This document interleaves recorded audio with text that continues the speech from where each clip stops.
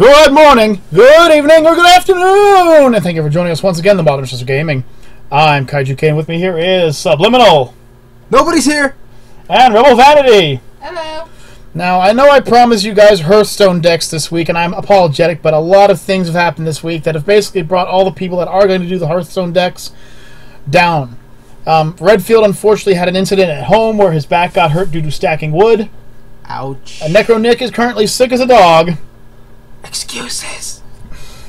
Yeah, that's an excuse. Whoa, what the heck is going on back there? Turn your volume off. Some freaking people who thinks about checking their phones while they're doing a live stream. You know what I mean? Yeah. Honestly, who would do something like that? He says as he throws his phone off because he forgot to turn the volume down. So, folks, what we're gonna do here this time is, as you can see, it's another one of our TMOG challenges. This one is a little bit more vague, but here's the concept. Myself, Subliminal, and Rebel Vanity have decided to, over the past 6 days, that's right, 6 days, buddy boy. It wasn't 6 days. 6 days, create our own anime, and now we're going to pitch them to you. It don't feel like no 6 days. Because you're playing too much Brawlhalla. Don't lie to me! Go to Subliminal's channel and see how much Brawlhalla he was playing, folks. Go ahead, Subliminal Games. I don't know what you're talking about. Rebel called you out. I don't know what you're talking... Dave, I can't be with you anymore. You're too much of a snitch. So anyways, folks, what we're going to be doing is we're going to be talking about our wonderful and wacky animes, and then we're going to put it to a vote. You'll see it in the upper right corner, unless you're on a cell phone. Sadly, you won't be able to see it then. But please put your vote down in the comments below, and we'll see which one of us won the MVP of Best Anime. Now, the other thing is there's a second vote, but this one is specifically for Sub here. Sub wants to know if you guys want to see more content, or for that matter, more of our animes, if you want to hear more about them. See, an hour is an awful short amount of time to try to explain to you how fun these animes are going to be in our hearts. But, if you guys want to hear more about them, we'll go further than that. Now, without further ado, let's take this cute, adorable picture off from Happy Monsters. My main character's a chicken nugget. Ah! That's a horror anime! Ah! Oh, the Cody's gonna get me! As he's being attacked by Cody. Alright, folks. I'm the first one to go. Cody's the monster. He's always been the monster. So, first up, we're going to be talking about Subliminal. Subliminal brings you a mindfuckery type anime called... Spiritual... Right there. I have it written down. Oh, cool. Spiritual Darkness. There we go. I even wrote it down for him. And then she's smacking herself in the head. Shut up, babe. So, to give you a brief... So how we're going to do this is I'm going to talk about his anime. I'm very horrible at remembering good story, plus he's very good storyteller. I try to be. And what's going to happen is that after I'm done talking about it, myself and Rebel, and of course the people who are watching, if anyone has any questions they want to ask, we'll ask him, and as the author, I guess you could say, or the creator of the anime, he will have to answer them on the spot with no one being able to save his butt this time. So, without further ado, let's start off with it. The anime actually takes place back roughly the 1920s, 30s period of time, when TV was just becoming mainstream. The thing you need to know about this anime is it's in black and white, except for two different sections. First of all the main and important characters will be in bright monotoned colors, so that they're easier to pick out of a crowd. Secondly, the spiritual world, we'll get into that in a few seconds, will also be in bright colors. Now, the main story revolves around the main protagonist, whose name is not given. We're just going to call him Joe Smith. I thought it was Jack Neal. Well, that's what you want to call him, but you said that you would change the title. Now, eventually, Joe here, or Jack, we'll just call him Jack instead, is suddenly drawn to try and find these strange and unusual objects. Now, you might be thinking some kind of relic from the past, an ancient statue or something, but no, actually, they're TVs. Now, these 13 TVs, wonderful number, are giving off some strange, weird message that some people just can't comprehend. And what is it doing? It's actually causing horrific things to happen to people. Some small details are things such as suddenly bleeding out of orifices for no reason, psychological, going completely killer, suicide, hearing voices, etc. Right. Now, along the path, this gentleman, of course, will be noticed by his bright red jacket. This will be his signature. I'm guessing he'll probably have like a 1930s kind of gangster red jacket. He's not exactly a bad guy. He's not a guy down on his luck. He's just an average Joe. Now, along the way, he'll run into several other members of these people that are searching for these strange TVs. Along the way, especially one who's a young woman who is also looking for these TVs. She'll be in a yellow sundress, so it's easier to detect her as well. Yeah, that's actually what I was going to tell you, that she's in a sundress, but you already had it in your mind before I could tell you that. I'm such a good storyteller. I'm reading his bloody mind. That's because it's too open. Oh, wow, Sub. Don't start thinking about Rebel like that. Wow. That is some serious X-rated stuff right there. Woo! Anyways, I'm going down. the plot continues as these two search for the additional 13 items. Now, like I said, along the way they run into other members who are also people who are looking for these TVs. Spoiler alert, it turns out that all these people came from a line of shrine keepers, monks, etc., who decided to set a seal up to protect the spiritual realm, this realm of beauty and wonderment and joy, from falling into the hands of people who just abused the crap out of it, or people who just didn't deserve that being there. And thus, these 13 people are the only people who are actually immune to its curse.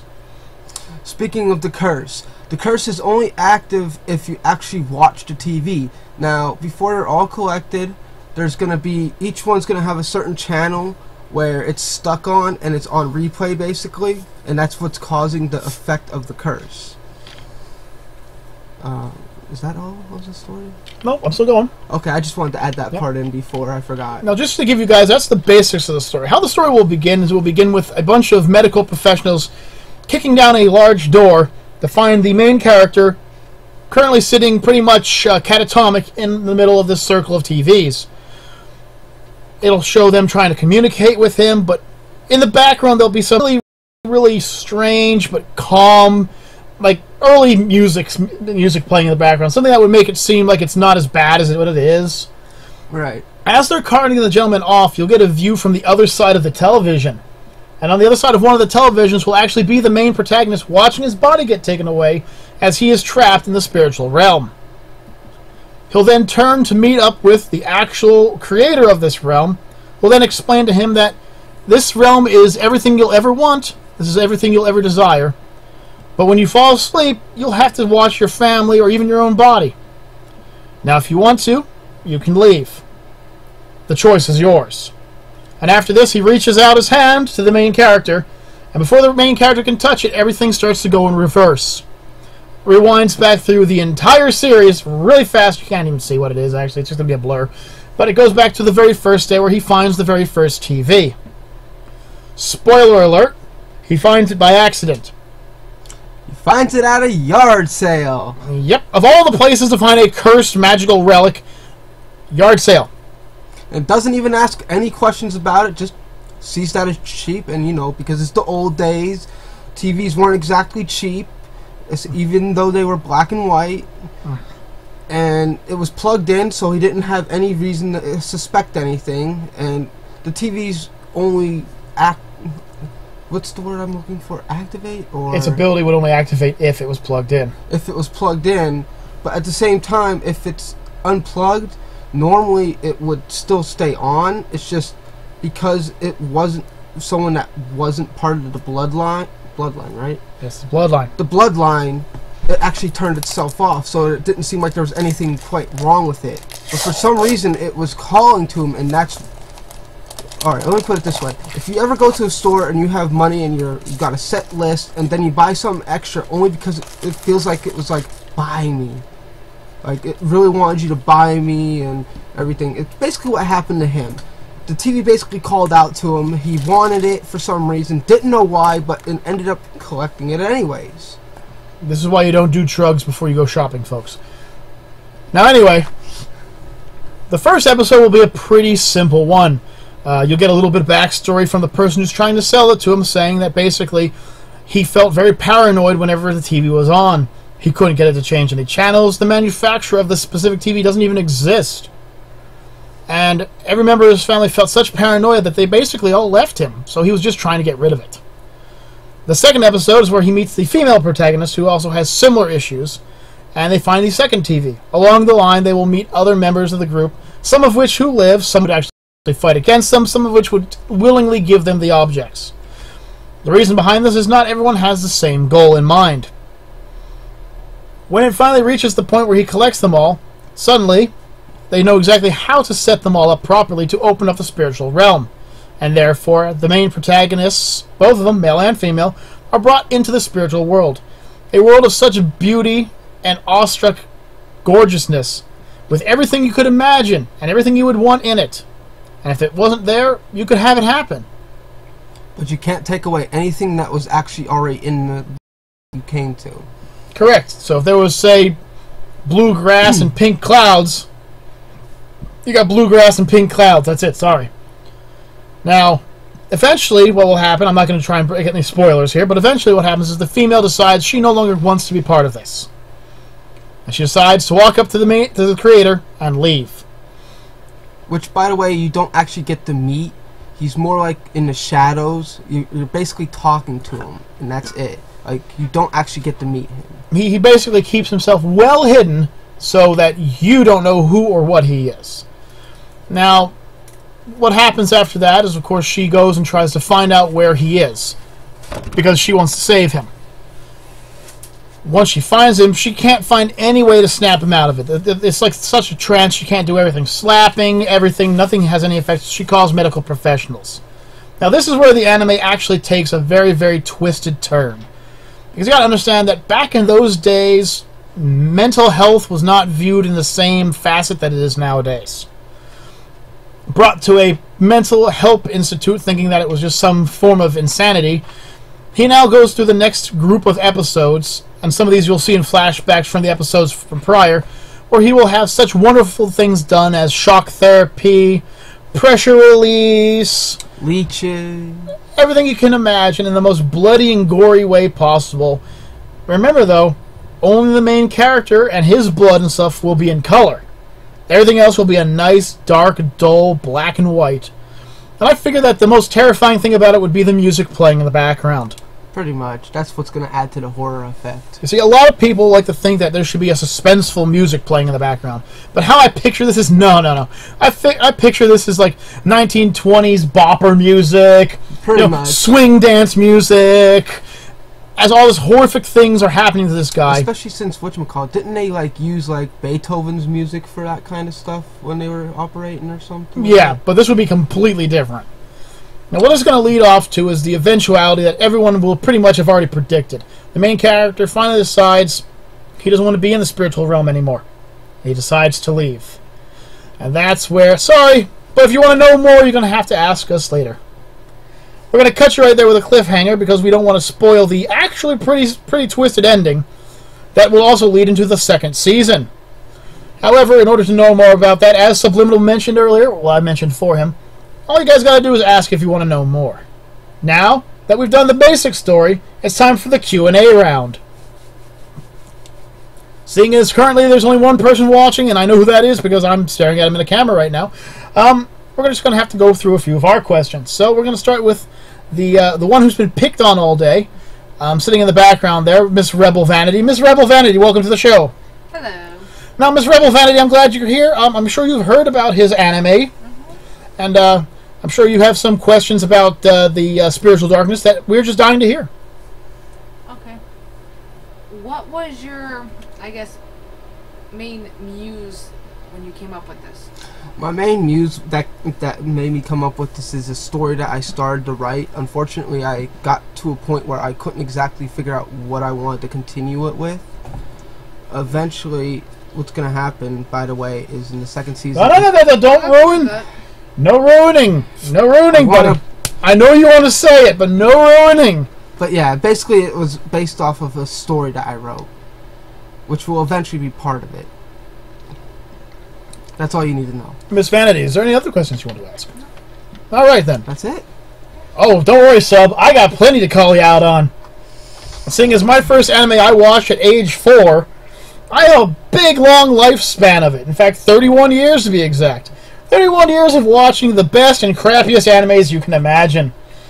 I have watched the worst animes, Attack on Titan, and I've watched some of the actual best. What are you laughing about? The fact that you brought the Attack on Titan. It's one of the worst animes I ever watched! Seriously, it's Game of Thrones in anime form, with the dopiest looking villains you have ever seen in your life! Kill la Kill is better than the Attack on Kill la Titan. Kill is one strip of clothing away from being a hentai. But it is way better. So, Oh, alright. a few quick questions to ask you, nothing big.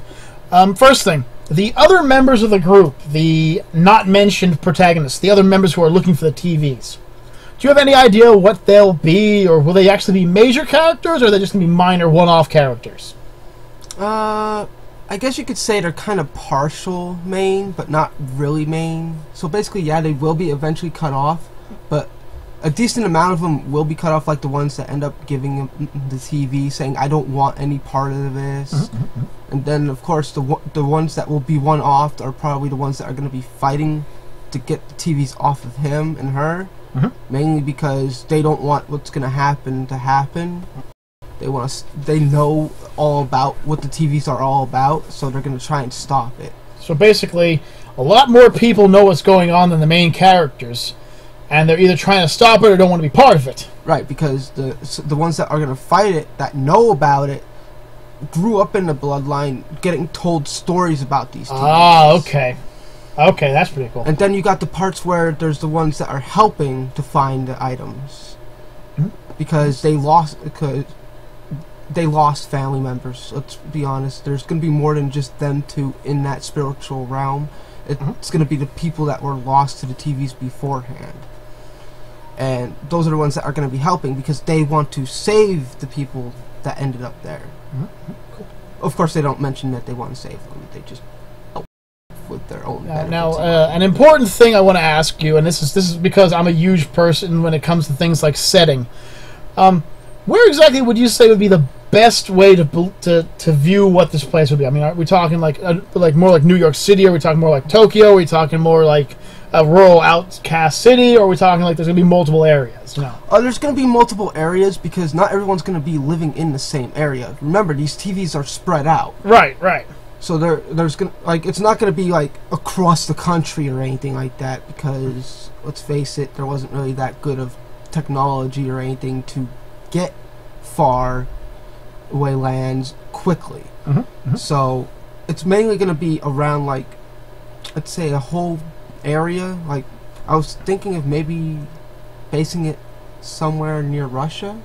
Okay. Kind of like more like a Moscow area where there would be a large city surrounded by smaller suburbs and locations where it would be. Right. That's exactly what I was. Okay. That's thinking. cool. I like that. Now, as far as artwork would go for this anime, where would you say, if I were to ask you what anime would I watch to get an idea of the artwork that's going into it, what anime would you say would be the best to watch to get an idea of what your artwork would be?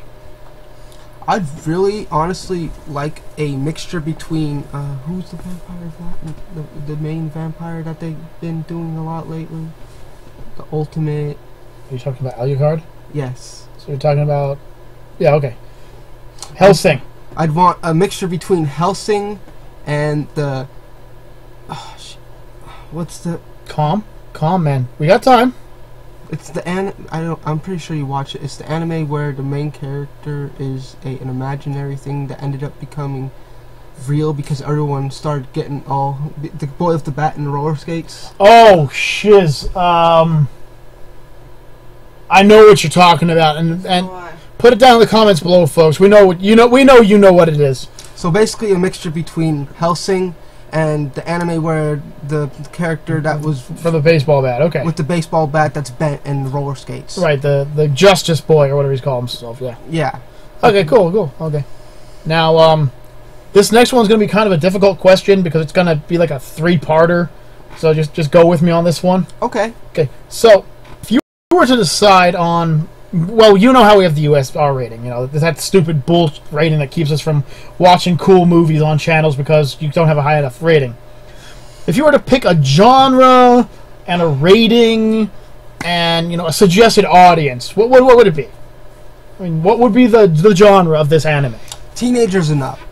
Honestly, teenagers and up, because little kids might get a little creeped out by the messed upness. So more the way like you gotta a mature think about it. audience kind of deal, like teenage Right. to mature audience. Okay. So they could actually kind of understand what they're watching. Now for genre, what would you say it would be? Would it be more of a murder mystery kind of genre, or science fiction? Like, what are we going with here? It's a mindfuck. What was that thing you called it earlier? Psychological thriller? Psychological thriller. It sounds like a good choice. Yeah, it would be a psychological thriller, to be honest, because it's mainly going to be based off the graphics more than anything. All right. Okay, and then of course the last part of the question, of course, is what would you say would be the rating for it? I mean, is this like PG-13, or are you pushing an R with this? Like, how would you say? I mean, would it be something that, if I came home and if I saw one of my teenage daughters watching it, would I be like, oh, okay, well, this is the kind of stuff I watched when I was a kid, or are we talking like we're pushing the barrel with this one? We're pushing the boundary. It's going to be half and half between PG-13 and rated R. So it'd be PG-13, but parental advisories would be in effect. Oh, definite effect. Okay. So basically, it would be pushing it to make your parents watch it with you. That way, it's a family time kind of deal. Oh yes, family time about watching people bleed out of orifices. All right. Well, is there anything else you want to add other than trying to ruin the future of this anime that you keep trying to do by accident? I'm ruining it. Oh, you're trying. You just want to tell everyone everything about it. He basically wants to bring out the script from chapter for chapter and just start reading it. That's how into this he is. He may not look it, but he's invested in this anime. And if you guys want to hear more, we'll get you more. Don't worry. It's just that I have a hard time remembering most of it. More of the spoilers that are stuck in my head. Oh, I'm sorry. I'm not hinting at anything here. I'm not hinting at anything that could possibly save a file or anything like that, or I'm not trying to write you any ideas of things you could do because you keep forgetting things here. Now my mind's blank. What are you trying to hint at? And with that, we're moving on to Rebel Vanity. Now, Miss Vanity is bringing up a completely different snowball effect here. Bring up Escaping Destiny. Now, Miss Vanity, would you like to tell the story? Would you like me to go into it? I can do it. All right. Speak loud, speak proud. Let's hear about Escaping Destiny. Escaping Destiny, the basis of it is about a girl who is trying to not be like her father, even though he is trying his hardest for her to be like him. And she needs not to stop you or anything, but I think you need to add a little bit more detail to this point, because you're missing a huge plot hole with the simplicity of this one. Well, her father's trying so hard that he ends up putting a curse on her. Okay, but what is her father's job description, if I may ask? He is the head guy or the leader of the Yakuza. I think that's how you said that, right? Yeah, okay. So you see that part that she kind of left out? The put a curse on his daughter because he's a member of the Yakuza, should she be a Yakuza member? Important detail. Are you sure you want to tell it? Continue. I'm sorry. That right there has to be one of the most important parts of this series, and you just were like, I'm just going to step over that. It's over here. So, and she ends up meeting some very powerful friends along her journey. And even though, no matter how hard she tries to be good, something happens to where she either breaks the law or does something that she wasn't intending to do. Okay. Could you give an example? Okay. Let me sweep in here for a second, Rebel. Don't mind me. Let me sweep in here. The main character, we're going to call her Jezebel. Okay. Because I believe you chose that name? That was me. Oh, that was you. Okay, we're going to call her Jezebel. Now, Jezebel was cursed at a young age because her father wanted more than anything for her to follow in his footsteps. Of course, being the leader of a Yakuza family, kind of something that she doesn't want to do. She kind of just wants to be a kid, or in her case, a teenager. Wants to go out and hang out with friends. She doesn't want to sit in business meetings. She doesn't want to count caps. She doesn't want to shake down people. Now, her father kind of found out from a fortune teller that she was going to be a good person. So to kind of stop that, he has someone place a curse on her. And this curse basically causes her to, without figuring it out or without realizing it, she would actually perform bad deeds. For instance, she might help an old lady cross the street, only to pickpocket the old lady without realizing it. Or she might walk into a place where a man is trying to peddle goods at a higher than regular price, and not realize that she bashed his head off the register so she could get it cheaper. This kind of thing happens to her all the time. Now, these powerful friends that were mentioned are a little higher up on the scale than once again she let. One day, while trying to find a way to end her curse, which is the main storyline, she ends up going into the forest to just basically clear her head, and she ends up getting lost and finds a house. This house happens to be a house that time kind of slowly travels with. So like an hour inside the house is more like 5 hours outside the house. Inside, she meets two brothers and their cousin. All male cast. There's a reason for this, but I'm not going to ruin it yet. After a while, they admit to her that they all know about her curse because somebody told them that she was coming. And one of them happens to be a vampire. Boy, I wonder if that was the fortune teller. One a werewolf, and the cousin's a demon. Go figure! Now, I wanted to call this anime Tropame for the amount of anime tropes that are going to be in it. However, the idea behind it is actually quite brilliant. It's a reverse harem slice of life adventure anime. Huge title, lots of words in it. But basically what it means is a female lead is trying to do something and she's constantly being bombarded by male, super handsome gentlemen willing to drop anything to help her. Now what the basic idea of this is as she moves on, more and more people will join her cause without her realizing it. Along the way, she might help a group of thieves out to become the world's best thieves by accident, and it just turns out that one of them's a werecat that's now in love with her, and now their entire group is on her side. By the end of the anime, she has quite the army, and it actually gets to the point where she actually beats out the Yakuza and takes over as the #1 crime syndicate in all of Japan. And of course, along the way, there's going to be a lot of fun slice-of-life moments where she has to balance not being a Yakuza member, hiding the fact that she's currently falling in love with a bunch of, well, shall we just say, not human-like characters, and trying to break a curse all in the same day. Expect hijinks and hilarity, because this anime has a lot of it. Don't forget the tropes. Oh, no, we can go into the tropes, but let's just say that as she spoke it, you could scream out animes as they happened. Now, also movies. Now, Miss Vanity. Did I miss anything important? No. Not without giving away too much, no. Alright, good.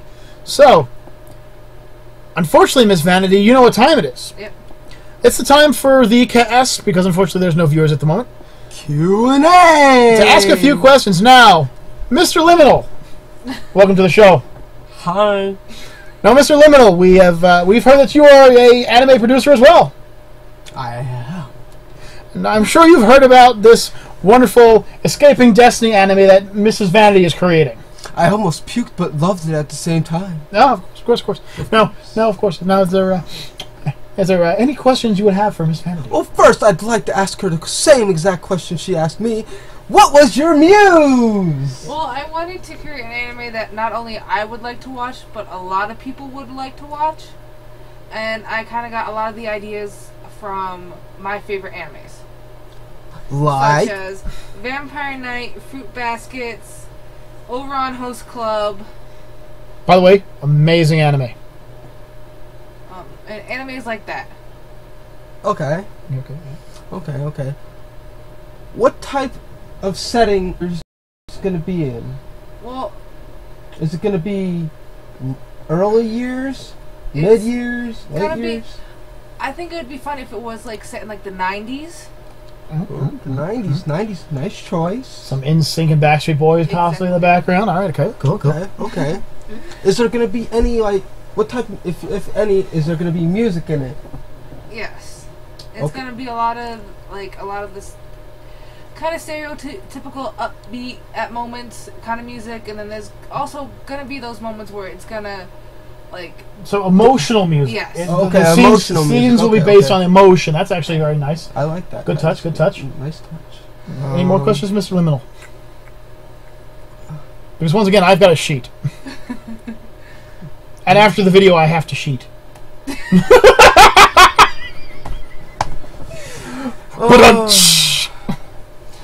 Actually, you know what? I'll hand it over to you because it's hard for me to decide if I want to ask certain questions. Well, if you want to, you can chime in afterwards. Yeah, let's see if you have the same questions. So, as we know, a reverse harem is, of course, where the main lead is female, and she's having... Sorry, that was the Cody alarm. I can't turn that one off. Now, the thing is that she'll have many males attempting to basically throw themselves at her in an attempt for them to fall in love. Now, the question I have to ask is your main character one of those completely oblivious characters who doesn't realize that all these males are trying to get in her pants? Is she kind of the kind of person who's kind of stringing them along? Is she in love with one particular character and the others are just falling into place? I mean, what would you say is her personality? I would say she's a combination of... General Tso's chicken. Of completely oblivious, but knowing which one she actually likes. Oh. Okay, so she's in love with one of them, but she's just like completely oblivious about all the others. Yes. Much like me versus Subliminal and Brawlhalla, where he's trying to just destroy me and I'm just running around screaming and dancing. Yes. Am I right? Good to know. That video will be up tomorrow. Oh, I didn't tell him I recorded that. Anyway. Well, fuck yourself in that big ass map. That was awesome. It's a nice map if you have more than 4 or more people. Okay, you jumped off the cliff 7 times. Anyway, so another question I have for you now. On purpose. Setting-wise, now I know Mr. Liminal went into it a little bit, but I'd like to go into a little bit more detail. Would this be a large area kind of deal? Would it be based on a city? Are we talking out in the wilderness? I mean, what would you say would be the main selling point? Like, you said the 90s, but what are we talking like? We're talking like 90s New York, 90s Hazleton, 90s what? Tokyo. 90s Tokyo, okay, okay. Very good. So, like, bike riding would be a big thing back at the time. Cars wouldn't be as popular, etc. Yeah. All right, all right. So, I asked Mr. Liminal the same questions I'll ask you. Now, if I were to ask, hey, I want to know a good idea what art style would be in your anime, what would you say would be the best choice for me to look at? Because I know you said it was a collection of a few, but unfortunately, Vampire Diaries and Fruit Baskets and Oran Heist Club are 3 completely different art styles. So what would you say would be an anime I would have to look for? I would say along the lines of Vampire Knight and, what's the other one? Not sure, that's why I asked you. Can't read your mind, baby. I know, I'm trying to think. Example. Inuyasha. Oh, sorry to hear that. Like, dark, but... Alright, alright. Now, I asked Mr. Limo this question too, so I'll ask you. Now, if you were to pick a viewing audience, a rating, and, you know, just basically a genre for this, what would you say? Like, what would you put into, the TV guide? Genre, I would put as, like, a comedy romance. Alright, alright. Kind of thing. And rating, I would have to say PG-13, because there's going to be some mature topics talked about. Right, well, of course, seeing as it's a reverse harem, there would be. So much for necro watching, huh? He's probably chilling in his hot tub. It don't matter. Yeah. And then intended audience, I would say probably teen to adult. Any particular teenage group we're talking about? Because it kind of looks like it's aimed towards a certain type. Girls. There we go. See, that's what I was waiting on. All she had to do was say that, but she was just hiding it. All right, now I got 2 more questions for you, and then I'll be done with you, because these are the last 2 questions I have to ask. Now, the title Escaping Destiny. I like how, but I'd like to ask you, what made you think of this title? Like, what is the main? Is that basically that's basically the plot right there? What did you say? Pretty much, yeah. Okay, so pretty simple story collection. I like that. I also have to say that I like how straightforward your story is. It's going to have a lot of comical elements to it, but adult themes as well. And the idea that there's a character that rather than randomly doing good things, all Golden Boy. In case you haven't seen Golden Boy, it's about a pervert who ends up accidentally saving and helping people so much that he actually turns into a savior, but he always thinks he screws up, so he runs away. This is actually kind of the opposite, where the girl is trying her hardest to do good, but ends up screwing up everything. It's basically Vash the Stampede from Trigun. Good anime. The great anime. the human tornado, the human hurricane. What human? Anyway, last question. Now, this is not an important one, but I would like to ask this. So, your main character, what would you say, if I were to ask you to describe her, how would you describe her? Okay. She would be about, let's say, 16, 17. Okay. She would have purple hair. Purple trope. long hair. It's a trope in me anyways. You know, shush.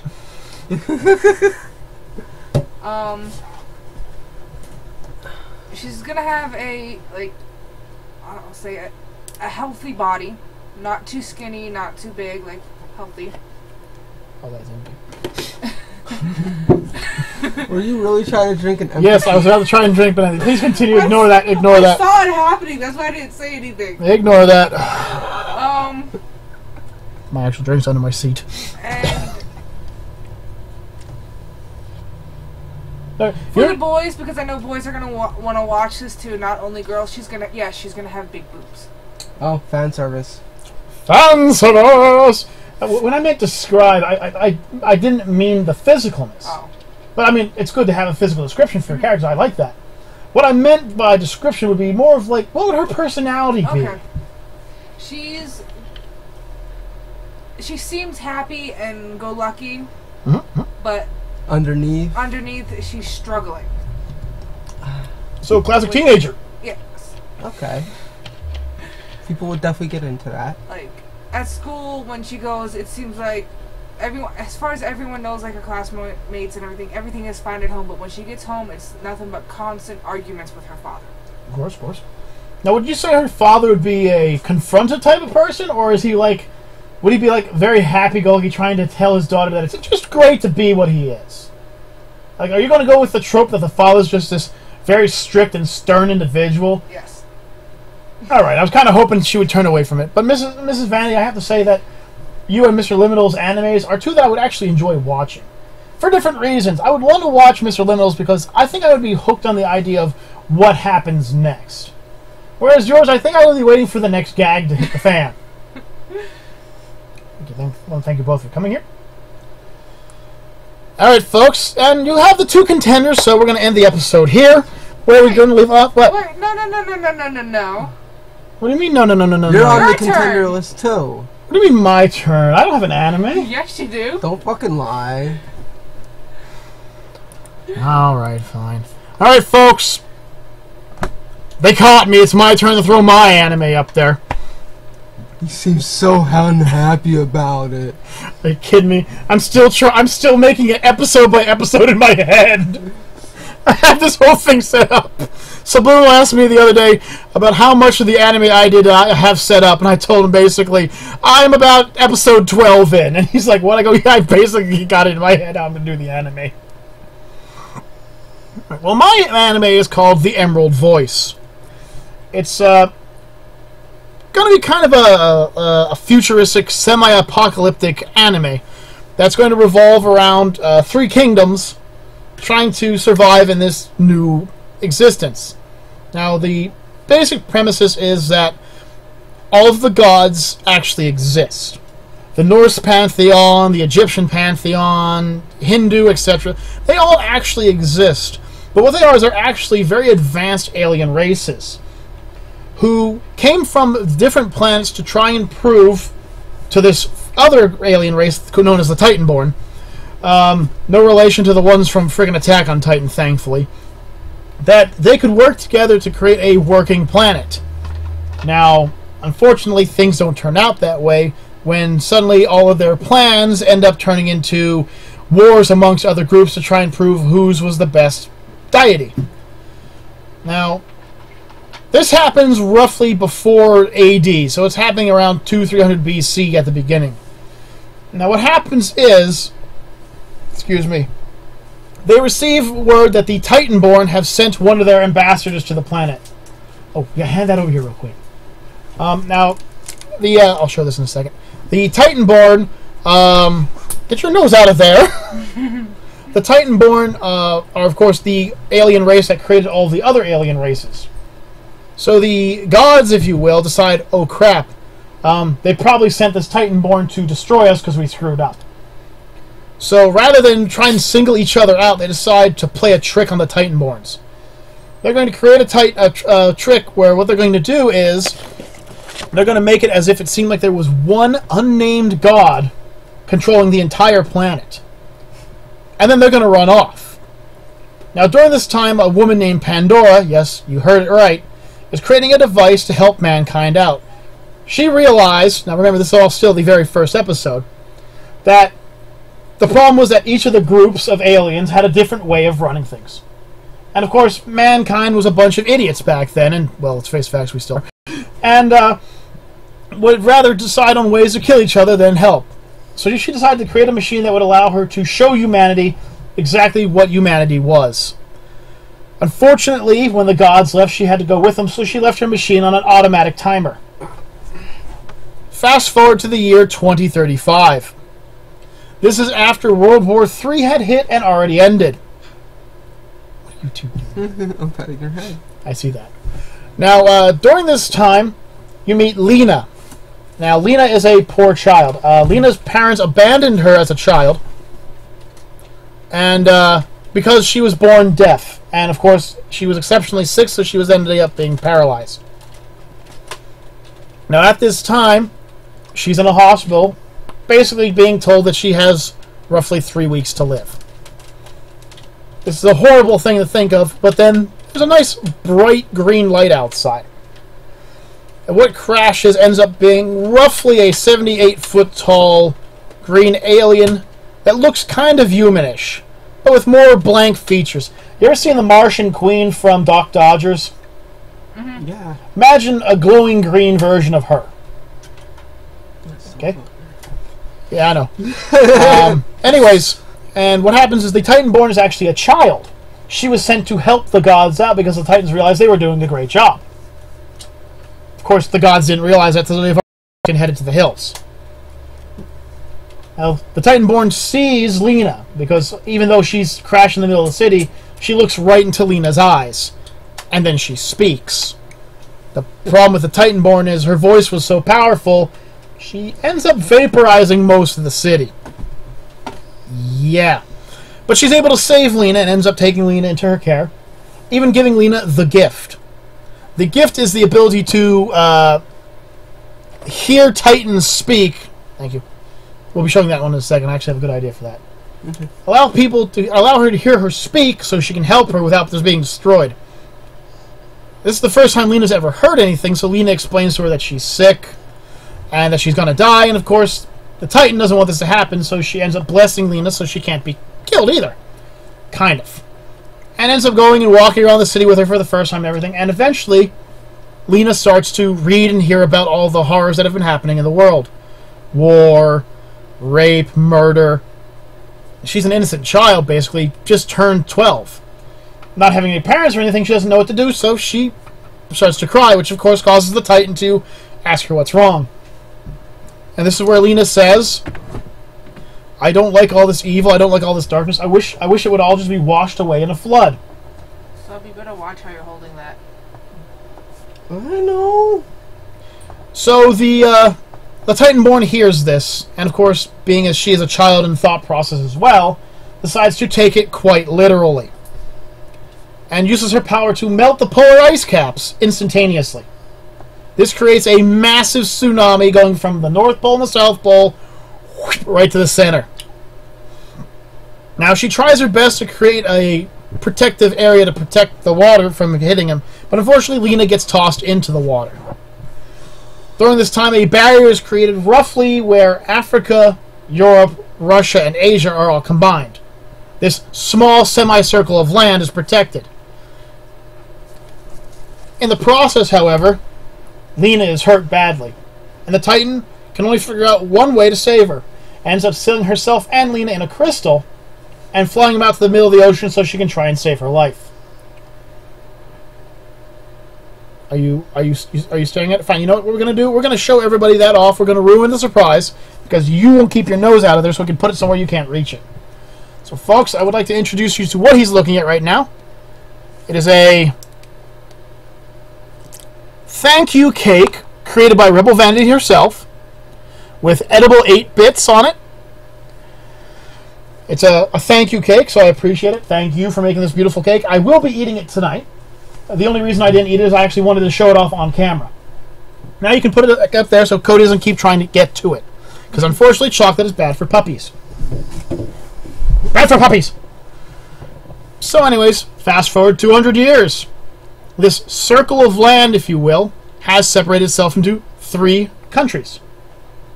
Now, these 3 countries are basically kingdoms, all based off of a different ideal. Now, this isn't post-apocalyptic like crossbows and swords. They still have all the technology they would normally have. In fact, a bit more.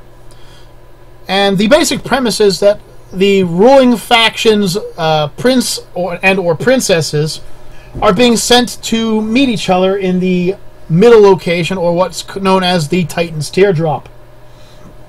Now, these consist of 3 members. Now, I'm going to have to go down the list real quick, so hold with me here while I explain each group to you. The first up is the male protagonist. He is a prince, he is bisexual, and he is a trap. Yes, folks, in case you don't know what the definition of a trap is, it's that he looks close enough to a woman to be mistaken for a woman, but close enough to a male to be mistaken for a male. And in his head, he can have any man or woman he wants. He's a very, very, very fair character, as well as far as personality goes. But his problem is that he's been sick his entire life, so he's frail as well. Trained to use his mind and his words rather than his physical form. Now, his entire people have based themselves off of what I would call a reward system, where every year the 7 groups, those groups include agriculture, military, production, etc., are voted on to see who would be the best of that current year, who get rewards and kudos and get to make a few new rules every year. Of course, the previous year was agriculture. That has absolutely nothing to do with the anime right now, but it will later on. The prince and his small band are going to go meet up with the 2 princesses in an attempt to speak peace. Now, the kingdoms aren't at an actual war, per se, but there is a lot of infighting amongst the groups over, who's best, who should be running, they should all be one group, etc., etc. The second group was a group that believed that technology was the only way to win. They are the most advanced technologically of the groups, and have gotten to the point where they've created a species, if you will, called dolls. Dolls are human-looking androids that have all the true capabilities of a living being. They have heartbeats, they require nutrients, they require breathing, and they can breed. In fact, the only way to tell the difference between a doll and a human is their ears. I try to picture the dolls having ears similar to those from Mega Man. Not just because I think it's a cool look. There's Cody in the background. But because I figure that would be where they would be plugged in for data, information, and everything like that. Camera hog. The dolls themselves are registered and they're treated equally in her kingdom. However, outside of her kingdom, they're just treated as machines, which, of course, her kingdom finds unfair. Now, the other thing about their kingdom is that due to this technology, they also have no birth defects in their people, because before the child is born, they can put them through a special machine to search and remove birth defects.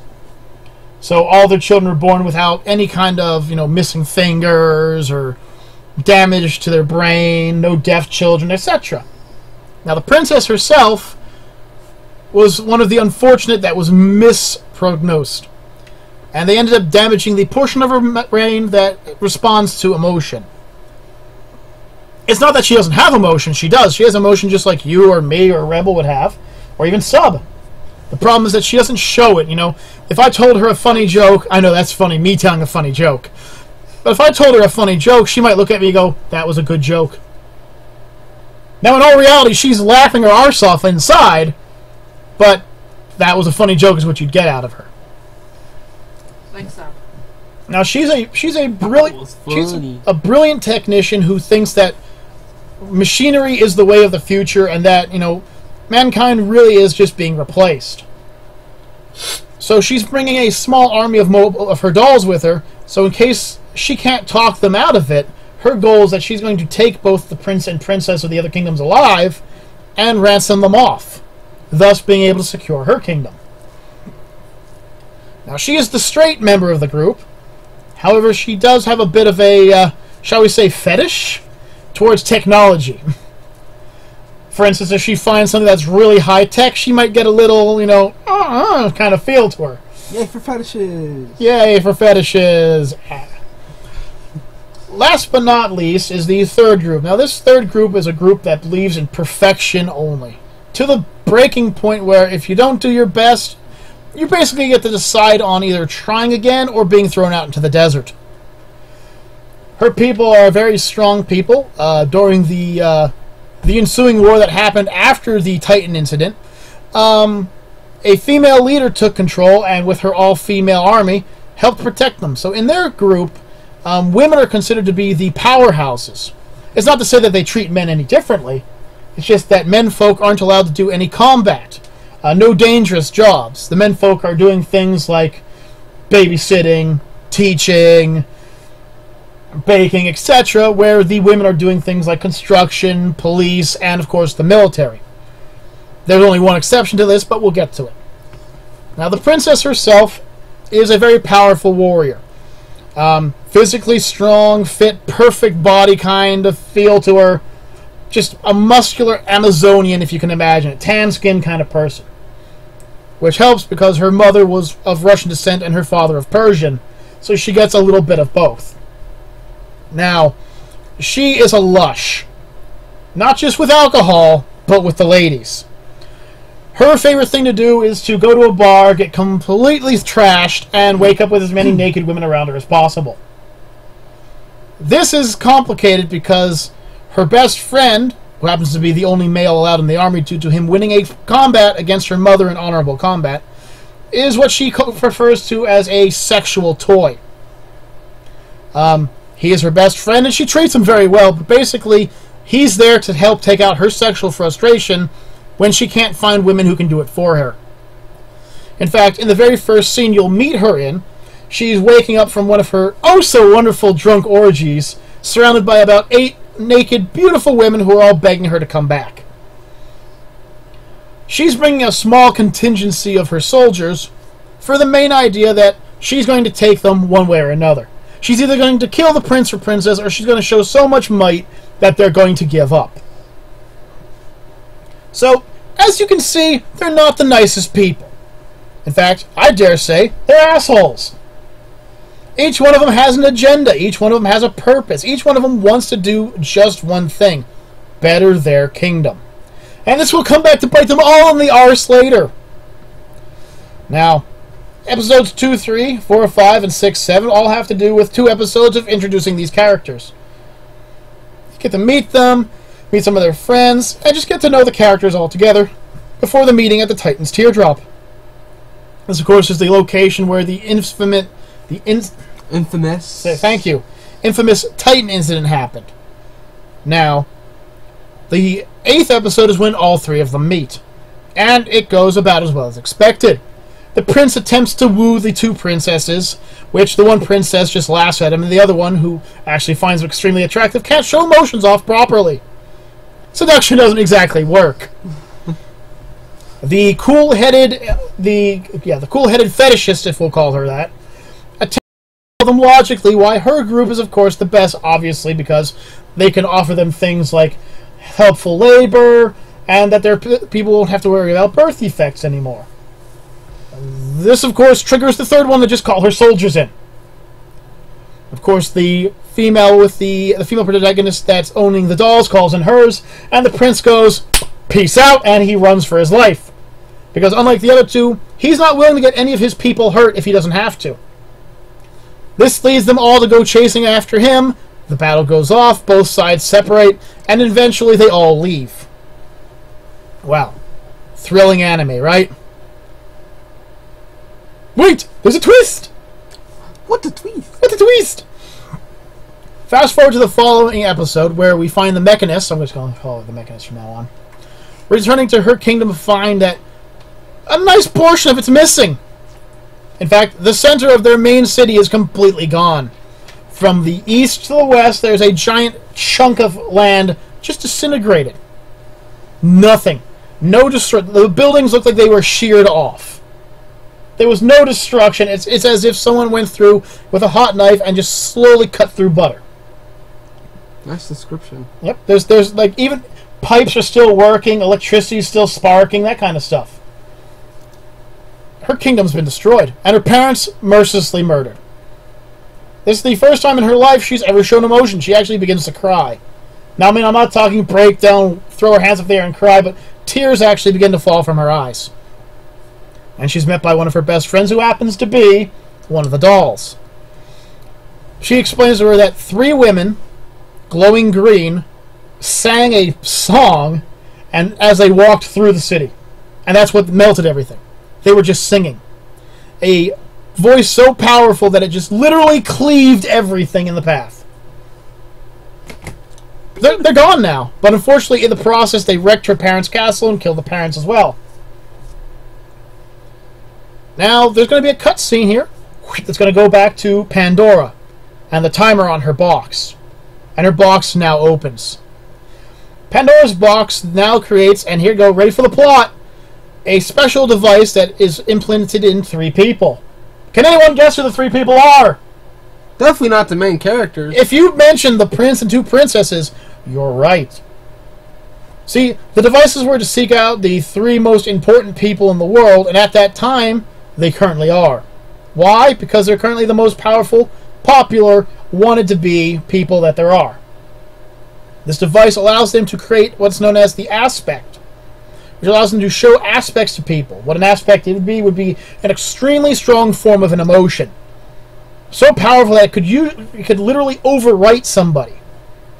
What happens is the mechanist grabs onto her friend's hand, without willingly realizing she's turning her into an aspect, and tells her that she trusts she'll do the right thing, because the mechanist realizes that these 3 women are heading towards the prince's kingdom.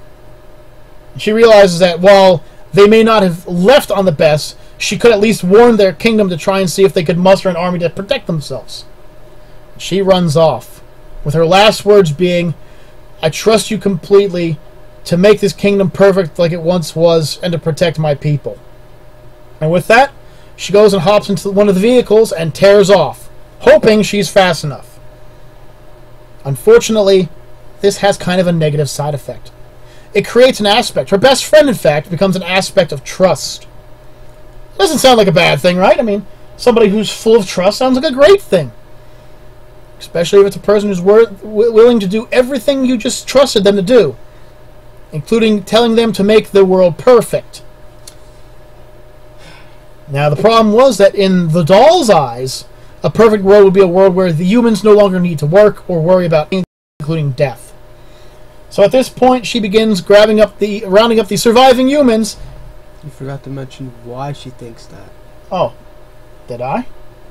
Yeah, I'm pretty sure you did. I'm getting to that. Oh, okay. She rounds up the surviving members and brings them to a central location, where she realizes that, well, the dolls are basically immortal. They feel no pain, other than what they can feel. Right. And that they don't have to worry about death, because even if one of them dies, their memory is just loaded up onto a computer. So in the process, she begins to experiment on the humans to turn them into dolls. Because the best way to make the world perfect, in her eyes, would be to make the world full of other dolls. Now this will lead on to even more aspects being created throughout the series, eventually leading up to the point where the Titan does return. However, she's not the same Titan anymore. Hijinks will happen, but a few things I can tell you about the anime are this. 1, the 3 kingdoms will never get along. They're too different. But they are just enough to try and help one another, which is something that our world could definitely use a little bit more of. Second, the aspects themselves, while powerful, are very, very dangerous. A way to describe it would be an aspect of happiness. An aspect of happiness would be a being that would be filled with happiness, but would be to the point where she would end up destroying anything that caused unhappiness, including people that couldn't be happy. And if that meant she has to kill them to make the world a happier place, she would. Just like the opposite, the aspect of sadness would end up going around and say, go to a preschool and kill all the children just so the parents would be sad. That's how the aspects work. They're not evil per se, but they're overwritten by a single aspect of humanity, including two of the most powerful that you will end up meeting, which would be the aspect of life and the aspect of death. On top of that, the gods will sooner or later return to try and stop what they screwed up. The Titan will be reborn, and eventually everything will have to come to a climactic battle where all the groups will end up vying for one simple goal. Who is right? Who is wrong? In a world where the winner always dictates what history reads, is it fair that the winner should be the one that says the others are evil? Should it be that all of them were evil? My anime would be based off of you trying to choose this thought process. In my anime, there are no good characters. There are realistic characters. There are characters who exist with flaws, and there are characters that exist with benefits. But there are also characters that are based off of true people and true events. Each one of the main three characters were based off of one of my friends. Now, one is based off of one of the monsters, and two off of friends I've met in the past. I won't be saying who, what, or where, but some people will be able to figure it out. Now, the idea is that in a future where things are separated, I've decided to make an anime where things are separated by a much smaller scale. No more is there racial war. No more is there conflict of religion. There's just three kingdoms trying to survive and trying to prove to the other kingdoms that they're the best. A group of aliens who believe that they're the best because they made this world, and the Titans who believe they're the best because they created the aliens that created that world. But in the end, who's to say who's right? The anime will have a healthy helping of comedy, plenty of war, horror, and a lot of sadness, because unfortunately there's going to be some sadness in this here anime. Now, I've told you my piece, so I'm going to turn it over to Mr. Liminal and Mrs. Vanity. Would either of you have any questions you wish to ask me? I'm pretty sure she has a question first. Miss Vanity. I'm going to ask you the same question you asked us. Well, which one? You got to be more specific. That is going to be what genre it falls under, your intended audience, and rating. Nope. For the rating, I would push this as a solid PG-13. While there would be some elements of sexuality, most of it is looked towards as more of a joke. The main female cast member, who's of course a lush, has kind of a Johnny Bravo personality. Well, think about it. She's a big, powerful individual who believes that her beauty and everything should be all she needs to get whatever she wants, and she definitely sexualizes women. Tell me that isn't the blonde-haired man himself. Yeah.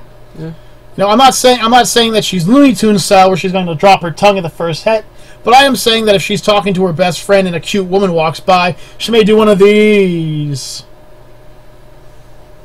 That every guy does. And some women. Yeah.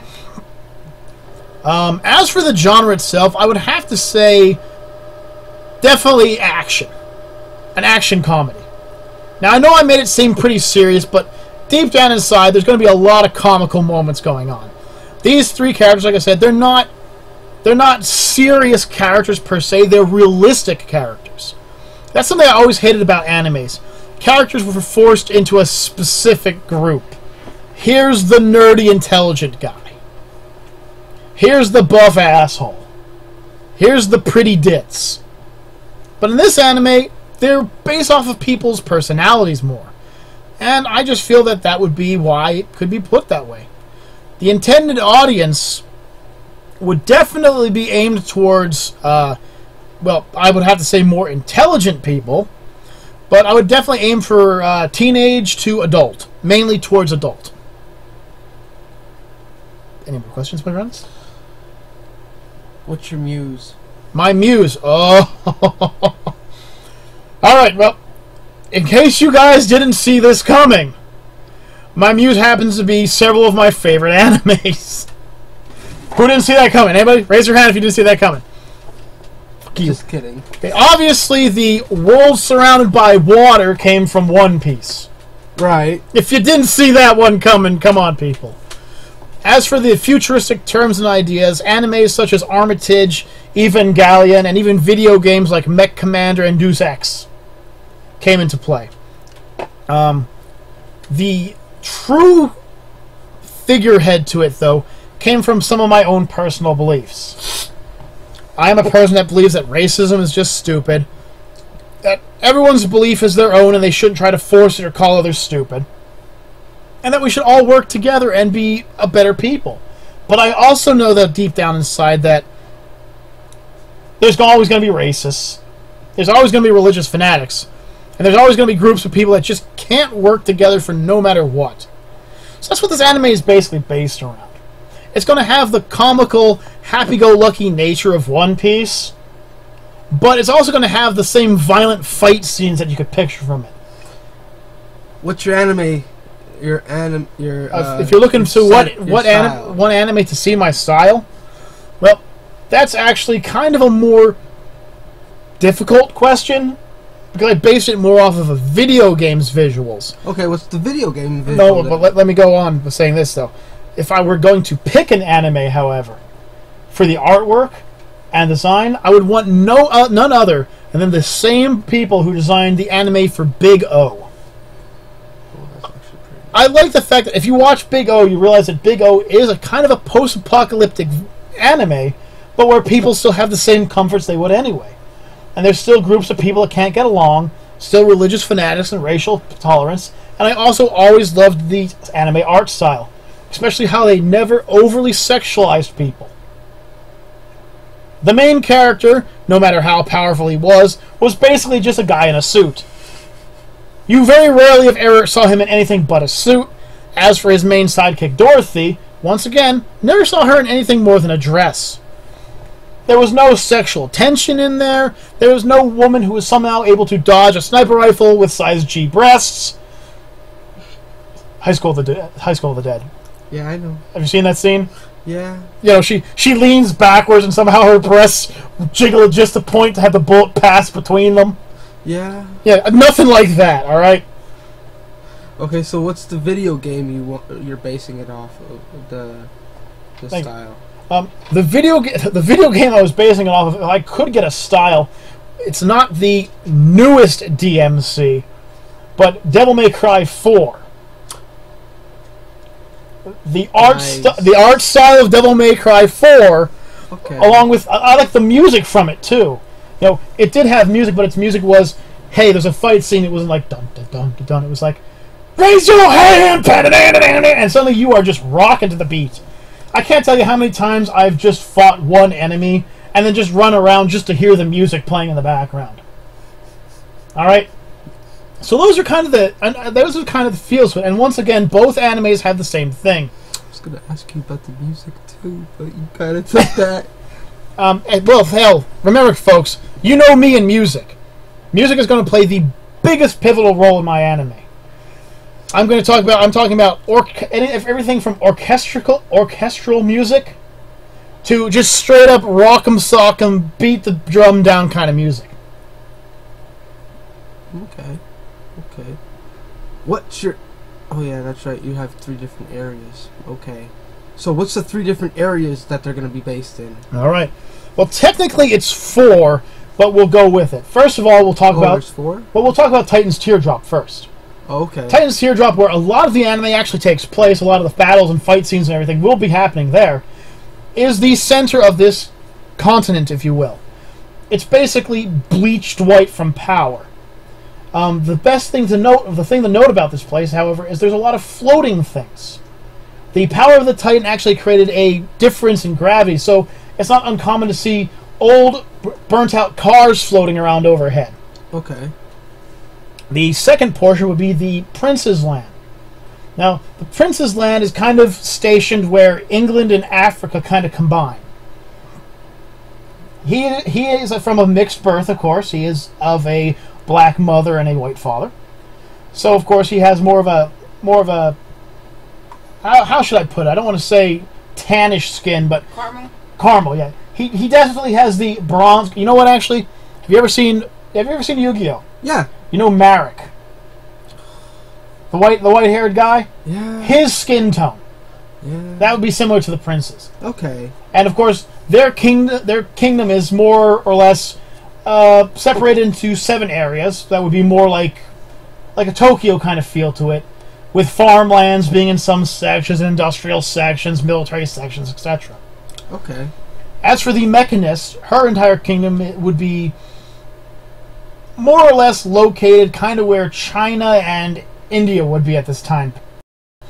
Of course, she has a bit of Asian in her, and she has a bit of Indian culture in her. You can see it. She actually has I cannot remember the name of the gemstone. I'm going to get yelled at by one of my friends about this. But she actually has a gem on her forehead that states that she is not yet married. So that's how you can get a look at her. And her people have a very technological look to them. Imagine like Neo-Tokyo kind of feel from Akira. The buildings are all glowing lights, billboards flashing everywhere. A complete contrast to the prince's location. But, not a lot of cars, but lots of people walking around. Okay. As for the final princess, a.k.a. Princess Lush, I'm just going to keep calling her that because everyone's going to get a good laugh out of her. She would be right where Russia would be, basically, in the connecting circle, next to India. And, of course, like I said, she does have that heritage as well. Her kingdom is more, how do I put it, simplistic. Instead of metal skyscrapers or walled-off sections, hers would look more like a city itself. Once again, picture Moscow, picture Honduras, picture one of those well-off cities. And that's where that location will be. Other than that, the settings would mainly be forests and plains because, of course, a lot of wars are going to be happening. And not to mention one of my favorite locations, which is the Flying Brothel. Yeah. I made that one up a couple years ago as an idea. But basically, it's a giant floating airship that is not allowed to touch down in any of the kingdoms. But people are able to go to it. And basically imagine a giant weed den with a brothel attached to it. And basically the dirtiest, shadiest characters you can imagine. However, there is a twist. These characters are not evil, horrible gangster types, but more like, how do I put it? Hippies. They're hippies. What a twist! What a twist. They're more like hippies, They're the, yo, we ain't gonna hurt you, man, but you want to hit a little bit of this, and you won't be hurt again, eh? I was going to say, you need a little bit of this. You don't need a little bit of this. You just need a little bit of this. They're hippies. That's what they are. They're basically a giant flying hippie colony. Nice. That's where Sub would be. So that's the 5th area, huh? Well, technically, it's in every area. In fact, as scenes will shoot, in some of the scenes, you'll actually see the blimp flying over. Now, of course, this happens to be the Lush's favorite way to travel. I wonder why. In fact, when the Lush wakes up in the first episode, guess where she is? The There. blimp. She's on board the blimp. Where she then ropes down to the city, and her father begins screaming at her because she allowed the blimp to come so close to the capital. Where then she then tells her father, stop acting like such a prude, smack him on the back, and walks away. With her best friend apologizing to him and then falling after. Any more questions, my friends? No. No. Alright, folks. Well, you've heard the competition here. We have 3 wonderful, well-put-together animes who all have their own different purposes. So, 2 questions to ask you. Well, 2 questions to ask you before we stop this video. 1. Would you like to hear more about any of these animes? If so, pick which one it is and ask. If you only want to hear more of one of us, like, say, Subliminal Spiritual Darkness, then we'll actually have Subliminal make his own personal video on it. If you want to hear more about all of ours, however, we have no problem making another live stream about this. I personally had a blast doing this. Me too. I did too. Subliminal, why do you look so pissed? He always looks pissed when he's on camera. No, he doesn't! I got plenty of videos proving otherwise! Oh my god, stop being so pissed off! Now, the second one is, now, I know this is going to be painful to the viewers. Not as painful to me, though. But we would like to get your ideas on which one of these is the anime you'd want to see the most. So, in the upper right... up here, I think, because the camera's reversed, you should see a little bell notification, unless, of course, you're on a cell phone, in which case you won't see it. We'll be able to drop down to our poll. Now, just vote on which one of us you think was the best put together one. Is it Subliminal Spiritual Darkness, a psychological horror thriller that'll keep you on your toes guessing just what's going to happen next? Will it be Rebel Vanity's Tropame, sorry, Escaping Destiny, a giant comedy that will involve, no doubt, you kicking and screaming, "Hey, I've seen this before"? Or Emerald Voice, a post-apocalyptic anime that will have plenty of naughty jokes, fun scenes, and of course sad, violent wars. Anyways, folks. Now, yeah, you know what? Yeah. Okay, so folks, anyways, until next time, folks, I'm KaijuK. I'm Subliminal. And I'm Rebel Vanity, whose sub just blocked. Blocked! And we will see you all in the future. And remember, tri-tail, quail, snail, dogtail. Have a good day. Peace out, everybody.